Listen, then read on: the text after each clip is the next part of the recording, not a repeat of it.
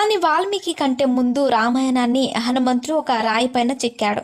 కానీ హనుమంతుడు తనకంటే వాల్మీకి రాసిన రామాయణమే బాగుందని తాను రామాయణాన్ని రాసిన రాయిని నీటిలో పడేశాడు.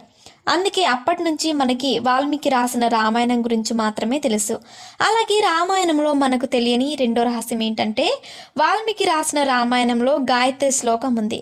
వాల్మీకి రామాయణాన్ని 24,000 శ్లోకాలలో రచించాడు.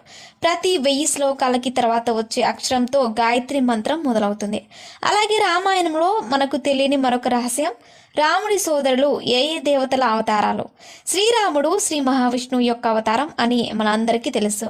అలాగే లక్ష్మణుడు విష్ణుమూర్తి పాన్పు అయిన ఆదిశేషుడు అవతారం. అలాగే భరత శత్రుఘ్నులు ఇద్దరు శ్రీ మహావిష్ణువు యొక్క శంకు మరియు చక్రాల యొక్క అవతారాలు. అంతేకాకుండా రామాయణంలోని మరొక రహస్యం, శ్రీరాముడి యొక్క అక్క శాంత. చాలామంది దశరథ మహారాజుకి 4 కుమారులు